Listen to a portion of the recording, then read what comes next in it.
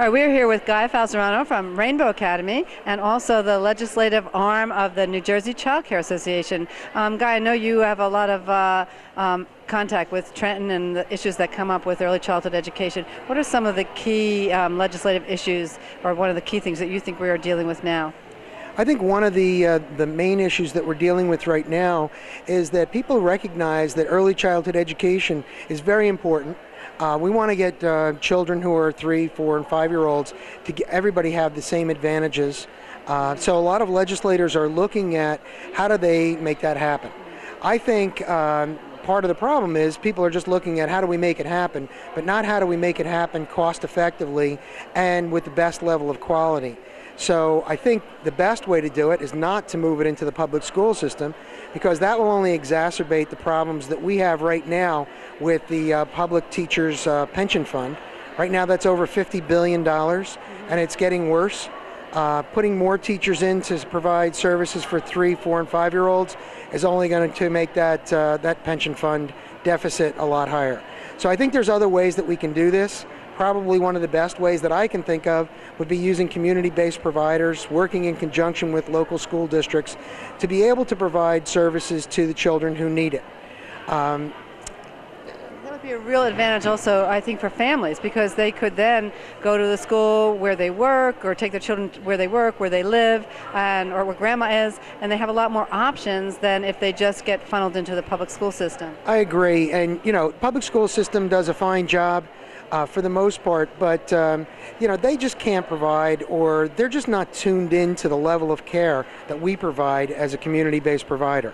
I mean, I can't imagine putting a 3-year-old on a bus with a 10-year-old. I just don't want my 3-year-olds exposed to the same thing that 10-year-olds and 12-year-olds are talking about.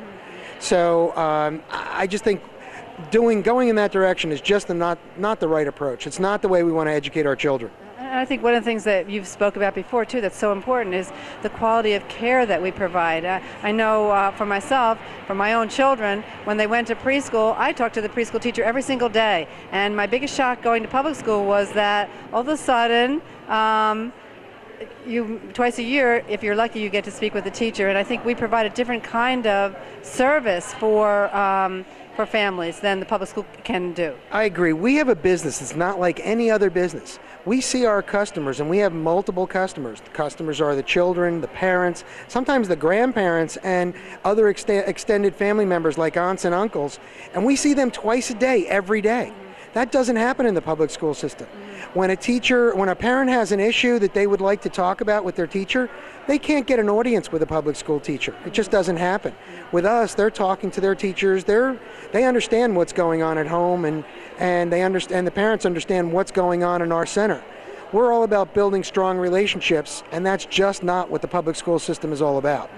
That's true, and I think that it's really important that that option is there for parents. Not only will they only pay for their education for maybe a year or two if they go that path, instead of taxes for the rest of their life. And one of the interesting things I think that you've brought out in the past is how much it costs a public school even to build a building compared to what you can do as a private school.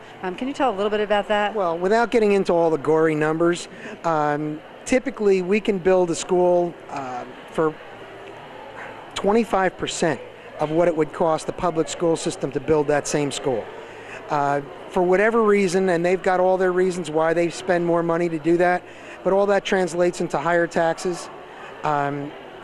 We pay our teachers and our teacher assistants at a competitive rate within the industry, and we just don't need to go to the level of benefits that they do in the public school system. So everything we do is geared towards making or providing a quality level service at a reasonable price. And that's true. So parents, it's another way to think about this whole issue that's very popular nowadays of where is the best place for young children to be educated and cared for. And I think community-based providers is the place to be. We are one, right. And so we come from that position, but we just provide a level of care that they just can't do in the public school system. Exactly. All right, so look for a good quality child care community-based program. Thank you. Thank you. Thank you, Guy.